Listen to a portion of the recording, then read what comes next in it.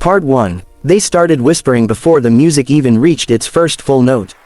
It began as a soft rustle, silk sleeves brushing, programs shifting in nervous hands, but quickly turned into murmurs that slithered down the pews. Heads tilted, eyes narrowed, expectations cracked. This was not the entrance they had imagined. She stood at the back of the church, framed by tall wooden doors and filtered sunlight, her white dress catching the glow like fragile porcelain. For a moment, she allowed herself to breathe it in, the smell of polished oak, the faint sweetness of flowers, the hush that came right before a beginning. Then she took her first step. The limp showed immediately, her right foot hesitated, landed slightly off balance, and her body followed with a careful correction she had practiced for years. To her, it was nothing new. To them, it was everything. A ripple of reaction moved through the room like wind through dry grass. Someone leaned close to whisper to a neighbor. Someone else raised brows in open surprise. A few smiles flickered, sharp and unkind, quickly hidden behind gloved hands. She focused on the aisle runner, ivory against dark wood, telling herself to take it one step at a time. She had walked longer paths than this. Harder ones. Hospital corridors with echoing footsteps and antiseptic air. Sidewalks where strangers stared without apology. She had survived all of that. This was supposed to be beautiful. Her fingers tightened around the bouquet. The roses trembled with her grip, petals brushing her knuckles as if reminding her she was real, she was here. Her leg burned faintly, the familiar warning hum of pain rising with each uneven step. The dress hid the brace beneath, but it couldn't hide the truth of her movement. She felt it in every muscle, every careful shift of weight. She had asked him once, quietly, late at night, when doubts crept in uninvited, if he was embarrassed. If walking beside her down this aisle would make him regret choosing her. He had looked at her as if the thought had never crossed his mind, then kissed her forehead and said, "I chose you long before today." Still, the whispers hurt. As she moved forward, the distance to the altar felt longer than it had during rehearsal. The church suddenly seemed too full, the air thick with judgment she hadn't invited but couldn't escape. She could feel eyes tracking her limp, measuring it, weighing it against their idea of a perfect bride. Some looked away out of discomfort. Others didn't bother hiding their curiosity. One woman near the front shook her head slightly, lips pressed together, as if disappointment were a moral verdict. Her chest tightened. She adjusted her pace, trying to smooth the unevenness, but pain flared brighter in response. A sharp reminder shot up her leg, stealing her breath for half a second. She faltered. Not enough to fall, but enough. Enough for the murmurs to grow louder. Enough for someone to stifle a laugh that sounded like a cough. Heat crept up her neck.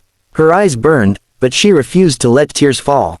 Not here, not now. She lifted her chin, fixing her gaze forward, searching for him at the altar. She could see his silhouette between the rows of heads, tall and still, waiting. That image anchored her. She told herself she only had to reach him. Everything else would fade once she did. Another step, then another. Her leg trembled, muscles straining under the strain of balance and pride. She wondered, fleetingly, if turning back would be easier. If slipping out a side door and letting the whispers turn into stories would hurt less than continuing under their scrutiny.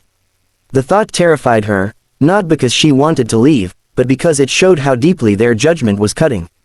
She swallowed hard. She had lived too much of her life shrinking, apologizing for space she occupied differently. She had learned to smile through stares, to move carefully so others wouldn't feel uncomfortable. Today was supposed to be different. Today was meant to be about love, not permission.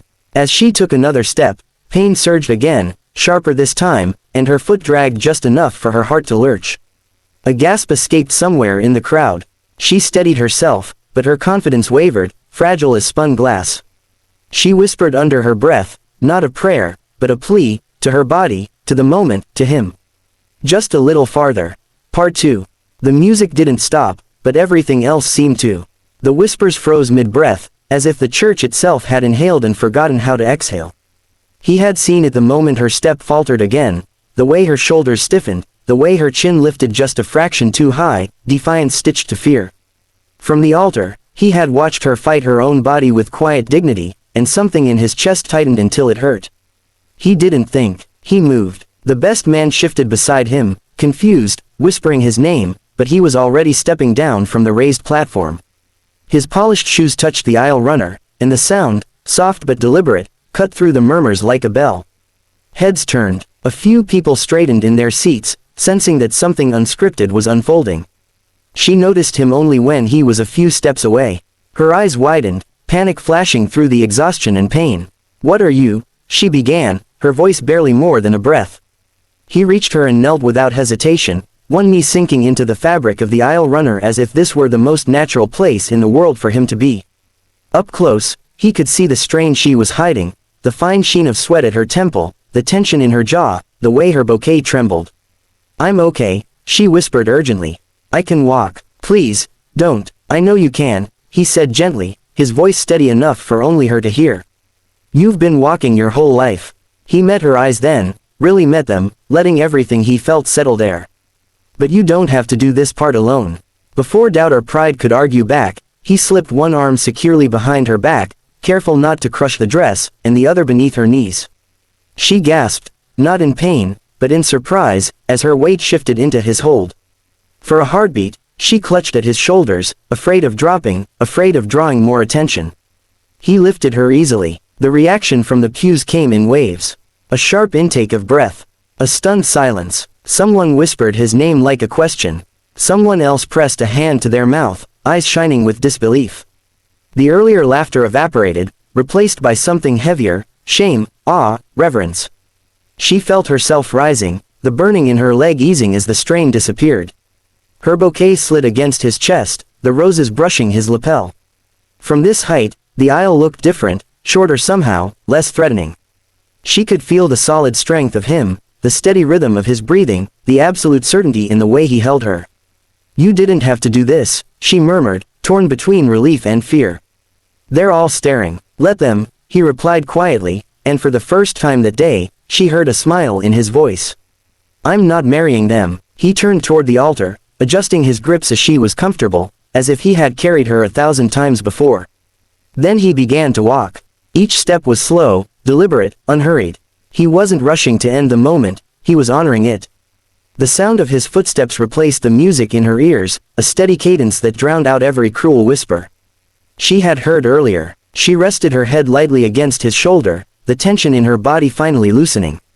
As they moved forward, faces blurred past, some tearful, some stunned, some suddenly unable to meet her gaze. The woman who had shaken her head earlier now stared openly, eyes glistening. A man in the back wiped at his cheek, embarrassed by his own emotion. No one laughed now, no one looked away. Halfway down the aisle, she realized her hands had stopped shaking. Her heart, which had been pounding painfully moments before, settled into a calmer rhythm.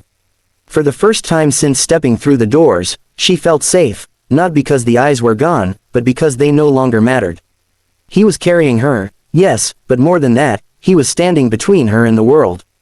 When they reached the altar, he didn't set her down immediately. He paused, just for a second, holding her as if to make the moment unmistakable. Then, gently, carefully, he lowered her to her feet. Her leg protested faintly, but she was ready now. He stayed close, his hand lingering at her waist, his presence a silent promise. As they turned to face the congregation together, the silence remained, thick, reverent, transformed. What had begun as mockery had become witness. Part 3. When they finally turned to face the congregation, the silence felt different than before. It was no longer sharp or judgmental, but full, heavy with emotion that had nowhere else to go. She could feel it pressing in from every side, wrapping around her like a held breath. Her hand found his without thinking, fingers threading through his, and he squeezed back, a quiet reassurance that steadied her more than any brace ever had. Up close, at the altar, she could see faces clearly now. The expressions she met were not the ones she had braced herself for. There was no laughter, no thinly veiled pity. Instead, eyes were wet, mouths parted in wonder, shoulders softened by something unguarded. People who had come expecting a ceremony were now witnesses to something far more intimate. The officiant cleared his throat, visibly shaken, and smiled at them with warmth that reached his eyes. "Shall we continue?" he asked gently. She nodded, though emotion tightened her chest, and her voice wouldn't have obeyed her even if she'd tried to answer. As the vows began, the world narrowed to the sound of his voice. He spoke slowly, deliberately, as if each word mattered because it did. He didn't rush. He didn't glance at the crowd. His eyes never left hers. He spoke of choosing, not the easy moments, but the brave ones. Of loving her strength, not in spite of her limp, but intertwined with it. He spoke of how she moved through the world differently, and how that difference had taught him patience, courage, and tenderness he hadn't known he possessed. With every sentence, something inside her loosened, a knot she hadn't realized she'd been carrying for years. When it was her turn, her hands trembled again, not from pain this time, but from the weight of being seen so completely. She took a breath and began. Her voice wavered at first, then steadied as she found her footing in truth. She spoke of being afraid, of being judged, left behind, or loved only partially. She spoke of the nights she'd wondered if she was too much or not enough. And she spoke of how he had never once asked her to be smaller. There was no sound in the church except her voice and the quiet sniffles of those listening. When the rings were exchanged, his fingers brushed hers with deliberate care, sliding the band into place as if sealing a promise already lived.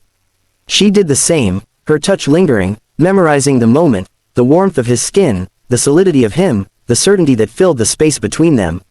At the officiant's final words, when he pronounced them married, the release was immediate. Applause erupted, not polite or restrained, but full-bodied and fierce. People rose to their feet without thinking, clapping through tears, cheering through smiles. She felt it rush over her like a wave, overwhelming and beautiful. He leaned in then, pressing his forehead to hers before kissing her, not for the crowd, not for tradition, but because in that instant, there was nothing else to do. Later, when the church had emptied and the echo of celebration lingered in the air, they stood together in the quiet again. The moment felt suspended, untouched by time. She leaned into him, exhaustion finally settling into her bones. I was scared, she admitted softly. I know, he said. You carried me, she continued, voice thick. You didn't have to. He smiled, brushing a tear from her cheek with his thumb. I didn't carry you because you couldn't walk, he said. I carried you because I wanted the world to see how much I love you. She closed her eyes, letting that truth sink deep. All her life, she had been measured by what she lacked, by the way she moved, by what made her different.